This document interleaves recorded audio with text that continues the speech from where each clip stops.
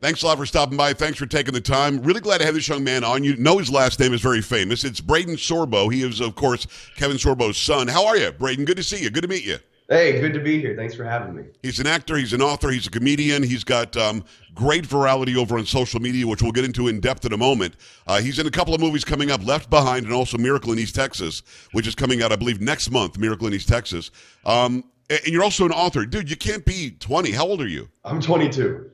How exactly are you an accomplished published author? You're an actor that's in films that we can go and see, and you've got this great presence on TikTok. Is it just something that you've been driven and motivated since birth, or what? I mean, pretty much. I was homeschooled from, second grade all the way through my graduation. So it's impressive when I tell people I graduated top 3 in my class, and less impressive when I mention that I was schooled at home and got second place to my dog. But he was smart. He's a good dog.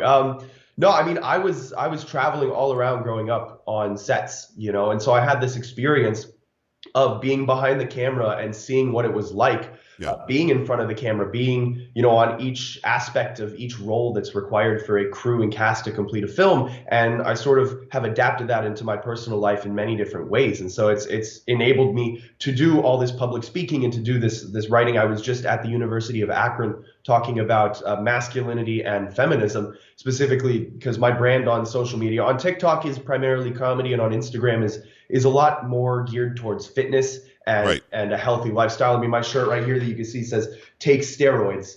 That's one of my branded shirts. The other one is "Embrace Masculinity," because what I do a lot of public speaking on is the fact that we're losing what it means to be a traditionally masculine man in today's world. And so I've been, I graduated high school at 18, and I didn't want to go to college because I realized I wanted to be an actor, and you don't necessarily need a degree to sit in front of a camera and say words, right? And so I talked to my parents about it, and we sort of brainstormed the idea of creating a book. And it took me a couple months to figure out what it is exactly I wanted to write about.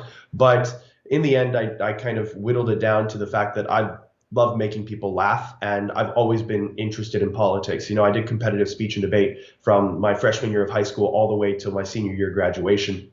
And I loved the aspect of, the political talks, but in a humorous kind of comedic way, because politics, as you know, is very dark. It's very heavy. It's very angry. Like I can't even watch dark TV shows anymore. I have to watch comedies now because my whole life is just revolved around knowing what's happening in the mainstream media. They say ignorance is bliss, and I like to tell people I'm pretty miserable.